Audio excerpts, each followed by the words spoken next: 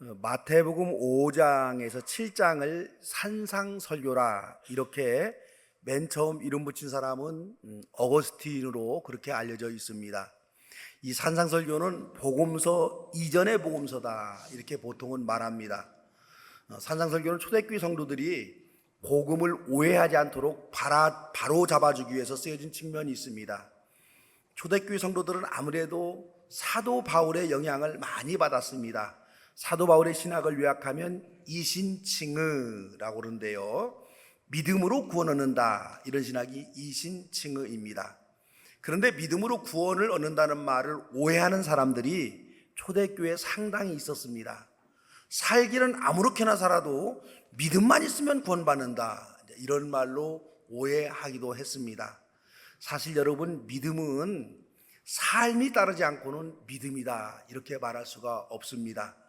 초대교인들이 믿음을 잘못 이해하고 있을 때 믿음이 무엇인지를 정리해 준 말씀이 이 산상설교로 봅니다.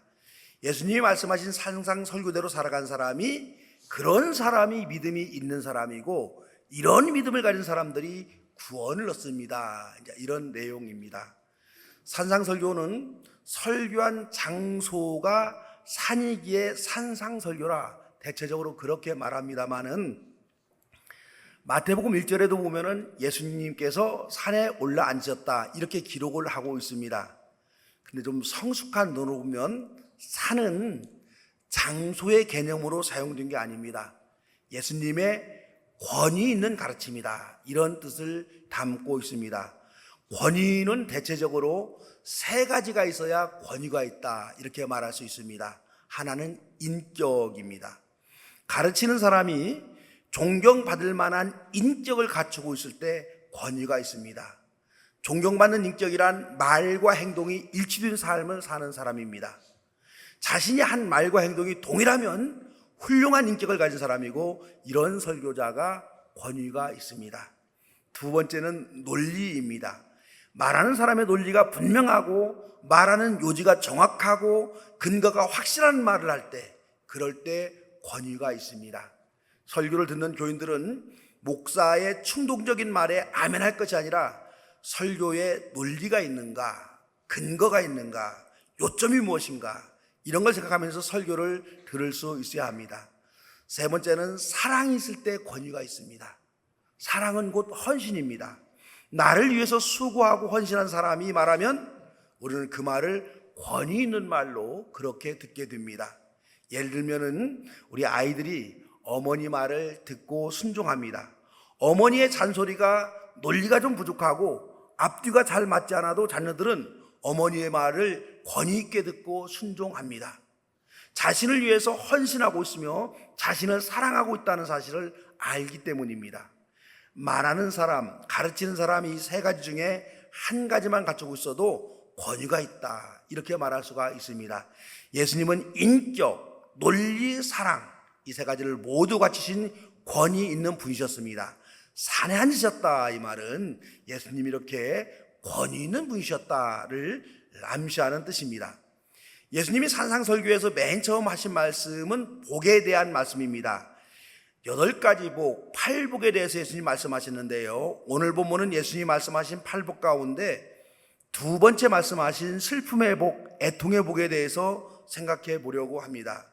예수님은 슬퍼하는 사람이 복이 있다, 하나님이 그들을 위로할 것이다, 이렇게 말씀하고 계십니다. 사람들은 보통 웃는 사람, 기뻐하는 사람이 행복한 사람이다 이렇게 봅니다. 그런데 슬퍼하는 사람, 애통하는 사람, 애간장이 타는 사람이 복이 있다, 이 말은 그 당시 통념을 깬 놀라운 이야기입니다. 먹고 살 것이 넉넉하고 하는 일마다 형통하게 잘 풀리는 사람이 복 있는 사람이라고 생각하는 사회적 통념을 깨고 마음이 가난한 사람이 복이 있다 이렇게 선언하신 예수님입니다. 이 예수님이 이번에는 여유롭고 넉넉하고 웃음에 가득 찬 사람이 복 있는 사람이라고 말하지 않습니다. 슬퍼하는 사람, 애통하는 사람이 복이 있다 이렇게 말합니다. 세상의 행복론과는 정반대가 되는 파격적인 행복론입니다.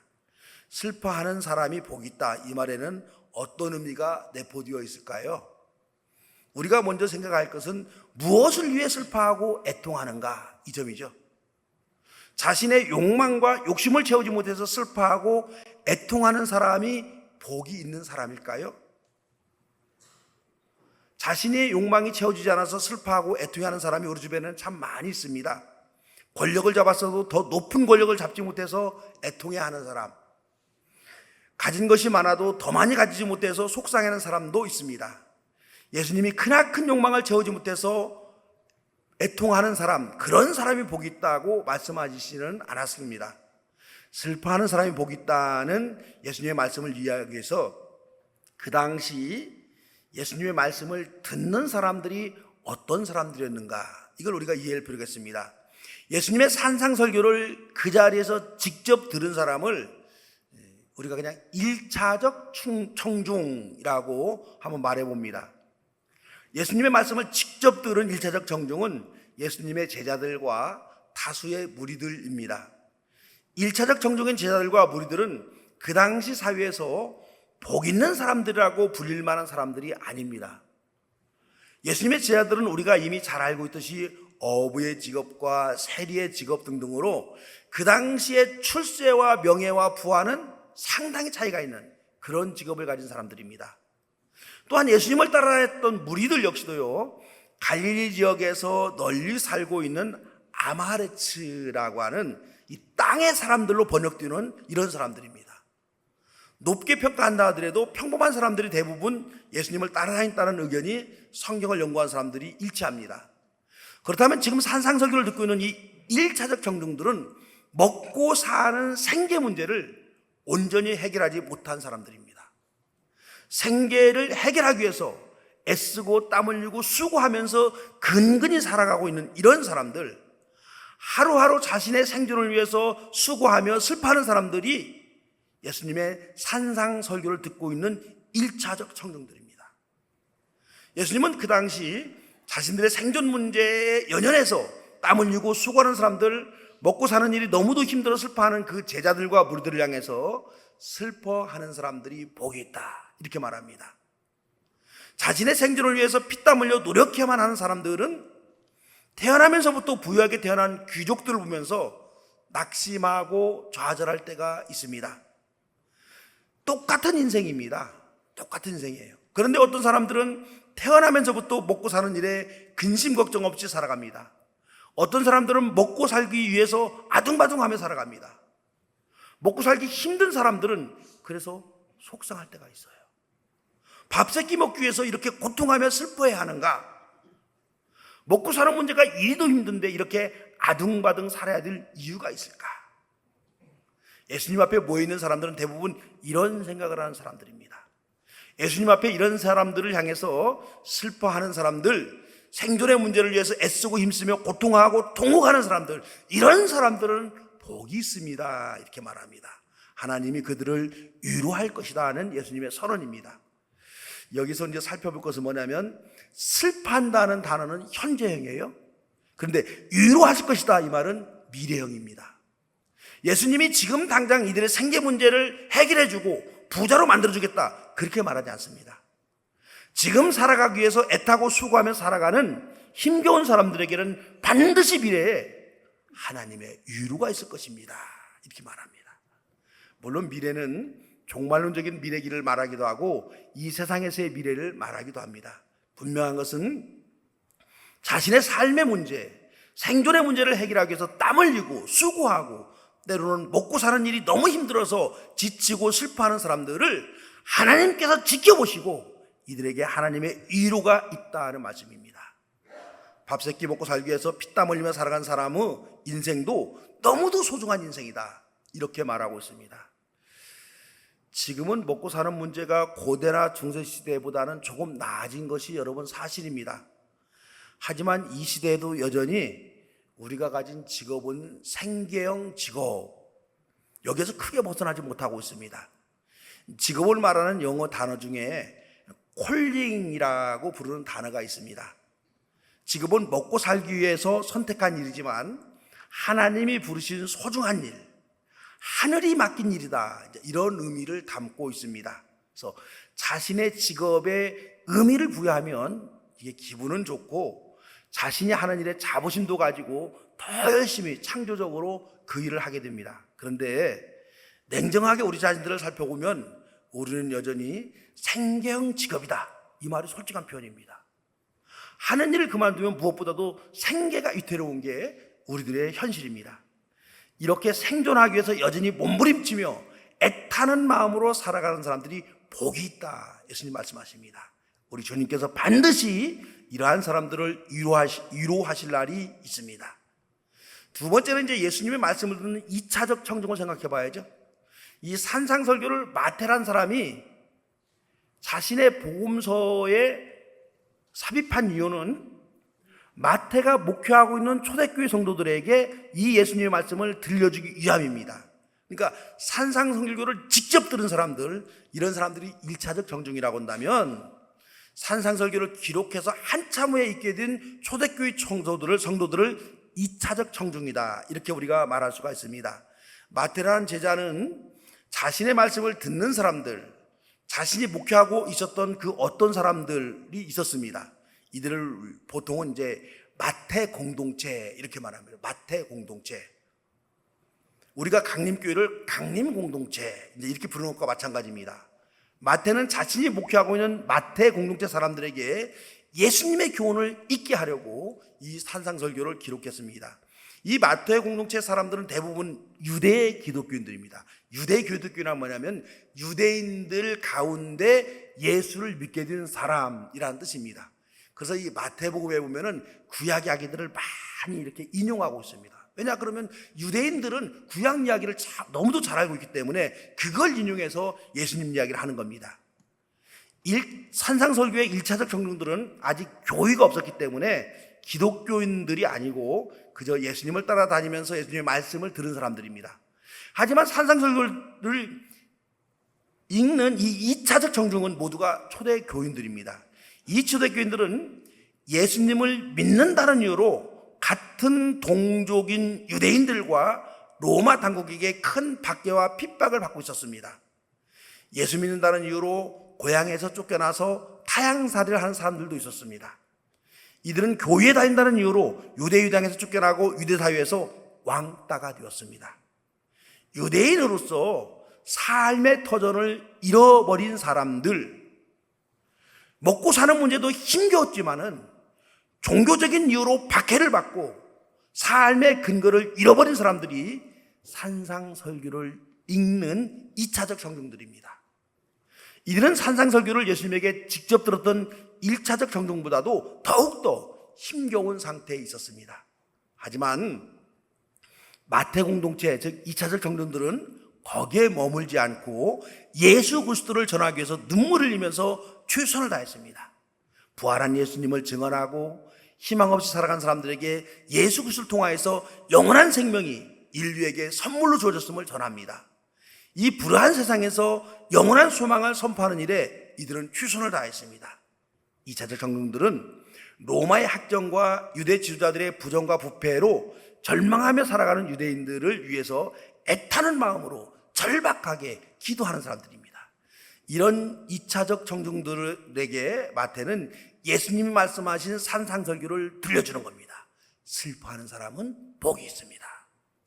이 말은 하나님 나라의 도래를 위해서 슬퍼하고 애통하며 수고하는 사람은 복이 있다는 말이 됩니다. 하나님의 나라가 이 땅에 이루어지기 위해서 애간장을 녹이며 살아가는 사람, 이런 사람들이 복이 있습니다. 유대인들은요, 이 마태 공동체 사람들, 이 사람들은 하나님을 위해 슬퍼하는 사람이 복이 있다는 말을 쉽게 이해했습니다. 이미 구약에서 하나님을 위해서 슬퍼하며 눈물 흘리며 살았던 예언자들이 얼마나 복 있는 사람으로 인정하고 있는지를 알기 때문입니다. 오늘 읽은 구약 본문의 이사야는 이렇게 슬퍼합니다. 슬프다 죄 지은 민족, 허물이 많은 백성, 흉악한 종자, 타락한 자식들. 너무 좀 세죠? 굉장히 세게 얘기합니다. 이렇게 강한 단어로 자신의 민족을 질책하는 이사야는 가슴에 피멍이 들어 있습니다. 이 탄식 속에는 하나님을 떠난 자신들의 백성을 보면서 이사야가 얼마나 애간장이 녹아 있는가를 알 수 있는 대목입니다. 하나님을 떠난 동족을 향해서 눈물을 흘리며 슬퍼하는 이사야 선지자를 당시의 사람들은 형편없고 불쌍한 사람으로 취급을 했습니다. 이사야의 말을 그 당시에는 누구도 듣지 않았고 이사야의 글은 그 당시에는 누구도 읽지 않았습니다. 하지만 시간이 지나서 나라가 망한 후에서 이사야의 눈물 흘린 설교가 맞았다라고 인정합니다. 이사야 당시의 사람들은 이사야 선지자를 불쌍한 사람으로 보았습니다. 후대 사람들은 이사야 선지자야말로 하나님께 복을 받은 귀한 선지자다, 이 사실을 인정을 합니다. 그래서 당시에는 읽지도 않았던 이사야 선지자의 글이 구약 성경으로 편집이 됩니다. 탄식하며 인생을 살았던 이사야는 하나님께서 인정하는 복받은 사람으로 후대의 모든 유대인들은 그렇게 받아들입니다. 이런 역사를 알고 있는 마태복음 공동체 사람들은 슬퍼하는 사람은 복이 있습니다, 이 말을 충분히 이해했습니다. 하나님 나라를 위해서 땀 흘리고 수고하고 박해를 당하는 자신들, 즉 2차적 정령들은 헛된 망상에 사로잡힌 사람들이 아니라 진실로 하나님께 복받은 사람이다, 이런 확신을 가지고 살아갑니다. 예수 그리스도의 복음을 전하기 위해서 애통하며 슬퍼하는 사람들은 참으로 복 있는 사람들입니다. 하나님께서 이들을 기억하고 이들을 반드시 위로하실 것이기 때문입니다. 종교 역사를 여러 번 살펴보면요, 어느 종교에서나 부흥기가 있고 쇠퇴기가 있습니다. 제가 신학을 할 청년기 때에는 한국교회는 부흥의 정점을 달리고 있었을 때입니다. 약 40여 년이 지난 지금의 기독교, 한국교회는 쇠퇴기를 지나고 있습니다. 누구의 잘못이고 무엇이 잘못인가 이런 걸 떠나서 지금의 시대는 비종교화 시대라는 점을 인정해야만 합니다. 현대인들은 하나님을 찾기보다는 세상의 과학과 자본의 논리에 도취되어서 살아갑니다. 눈에 보이지 않는 정신적이고 영적인 사고를 하기보다는 눈에 보이는 현실적이고 물질적인 사고를 하며 살아가는 시대가 우리들의 시대입니다. 이런 시대를 당연한 것으로 보지 아니하고 안타까워하는 사람들이 있습니다. 이런 사람들이 복 있는 사람이에요. 멸망으로 달려가는 이 인류를 슬퍼하면서 인류가 가야 할 생명의 길을 걸어가기 위해서 눈물을 흘리는 사람들이 있습니다. 이런 사람들이 복이 있는 사람들입니다. 오늘 이 산상설교를 듣는 저와 여러분을 갖다가 우리가 3차적 청중 이렇게 말해봅시다. 우리는 1차적 청중, 2차적 청중과는 약 2000년이라는 시간의 차이가 납니다. 우리는 생존의 문제로 슬퍼하던 1차적 청중의 상황을 잘 알고 있고 하나님 나라를 위해서 애통하던 2차적 청중의 상황을 잘 이해할 수 있습니다. 그렇다면 3차적 청중인 우리도 슬퍼하는 사람이 복이 있다, 이 말씀을 적용해 볼 수 있습니다. 우리에게 적용해 볼 수가 있습니다. 어때요 여러분? 살아보니까 인생이 기쁘고 행복한 날만이 연속입니까? 시간으로 만약에 따져본다고 한다면 인생의 3분의 1은요 가슴 졸이고 마음이 아프고 속이 상하는 일이 발생하는 게 인생임을 살아본 사람은 여러분 압니다. 한때 우리 사회에서는 웃을 일이 있어서 웃는 것이 아니라 웃으면 웃을 일이 생긴다, 이런 이론이 팽배했었습니다. 억지로라도 웃고 박수치며 박장대소하면 질병도 물러가고 일상의 삶도 실타래 풀리듯 슬슬 풀린다, 이런 이론입니다. 실제로 여러분 긍정적으로 생각하고 또 스트레스 받지 않고 살아가면 건강이 회복되는 역사가 일어나기도 합니다. 하지만 이런 이론이 상당히 억지가 있는 것도 여러분 사실입니다. 왜냐하면 살아있는 사람은 누구나 가슴 아픈 일을 겪을 수밖에 없습니다. 아무리 웃으려 해도 웃을 수 없는 가슴 아픈 일이 우리 주변에서 늘 여러분 일어납니다. 살다 보면 건강을 잃을 때가 있습니다. 젊은 날에 가졌던 튼튼한 신체라도 나이가 들어가면서 언제 깨질지 모르는 유리그릇과 같이 연약해져 갑니다. 어느덧 이런저런 약들에 의지하는 우리 자신의 몸을 발견하면서 우리가 슬퍼지는 게 사실입니다.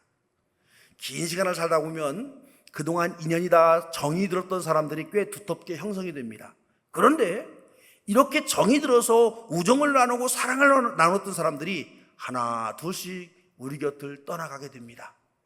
정이 든 사람이 우리 곁을 떠나면 아무리 긍정적으로 생각하려 해도 긍정적으로 생각할 수가 없습니다. 아무리 웃으려 해도 그 웃음은요 가식이 되고 맙니다.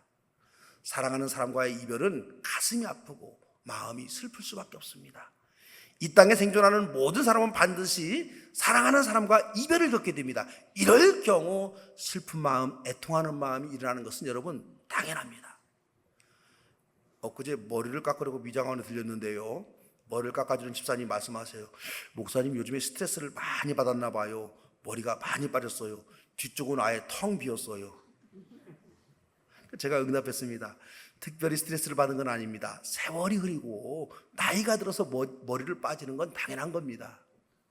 나이를 먹으면 머리도 빠지고 주름도 늘어나고 먹는 약도 점차로 늘어납니다. 그래서 서글픕니다.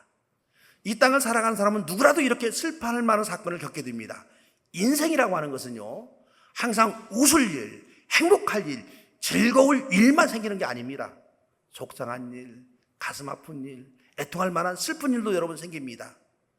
크고 작은 실패도 겪게 되는 게 그게 여러분 인생입니다. 그래서 슬퍼하는 사람은 복이 있다, 이 말을 이렇게 읽으면 어떨까요? 믿음으로 사는 사람에게는 슬픔도 복이다. 어떻게 생각하세요? 우리는 속상한 일이 생기면 내가 무슨 죄로서 이런 어려움을 겪나 이렇게 자학을 하게 됩니다. 여러분 아닙니다. 여러분 죄를 지은 사람이 어려움과 고통을 당하는 게 아닙니다. 살아있는 사람이라면 누구라도 인생에 쓰디쓴 시간을 보내는 경우를 맞이하게 됩니다. 어렵고 힘든 일을 당해서 마음이 슬플 때 예수님은 이렇게 말씀하십니다. 그것도 복으로 생각해. 하나님의 위로가 반드시 있을 거야. 사도 바울은 좀 다른 측면에서 슬픔을 말합니다. 애통할 수밖에 없는 일을 당한 사람, 가슴을 칠 수밖에 없는 슬픔을 당한 사람에게 바울은 이렇게 말합니다. 현재 우리가 겪는 고난은 장차 우리에게 나타날 영광과 견주면 아무것도 아닙니다. 그러니까 나중에 저와 여러분이 받을 영광에 비하면 지금 당하는 슬픔, 지금 당하는 애통할 만한 사건은 아무것도 아니다. 그렇게 위로합니다. 우리 주님의 위로가 너무도 크기에 현재 고난, 현대의 슬픔은 다 회복된다, 이런 말씀입니다. 요한계시록을 쓴 요한도 슬퍼하는 사람을 위해서 한마디 합니다. 보아라, 하나님의 집이 사람들 가운데 있다. 하나님이 그들과 함께 계실 것이요 그들은 하나님의 백성이 될 것이다. 하나님이 친히 그들과 함께 계시고 그들의 눈에서 모든 눈물을 닦아주실 것이니 다시는 죽음이 없고 슬픔도 울부짖음도 고통도 없을 것이다. 믿음의 백성들은 이런 말씀들에 의지해서 우리가 겪는 고난과 슬픔을 견뎌낼 수가 있습니다. 우리는 반드시 말씀에 약속된 위로를 하나님께 받습니다. 슬프고 가슴 아픈 일들이 우리 주변에서 일어난다 할지라도 슬픔도 복으로 여기면서 그렇게 우리가 살 수는 없을까? 살아있는 사람에게는 기쁨도 복이고 슬픔도 복입니다. 인생에 겨울이 닥친다 하더라도 언제나 가슴 벅찬 희망 속에서 그렇게 인생을 살아가시기를 주의 이름으로 축원합니다. 사랑의 주님, 우리의 삶은 고난도 있고 웃음도 있음을 고백합니다. 우리 주님, 웃을 때만 우리 주님께서 우리와 동행하는 것이 아니라 아플 때도 주님이 우리와 동행하고 있음을 깨닫게 하여 주시옵소서. 예수님의 이름으로 기도드리옵나이다.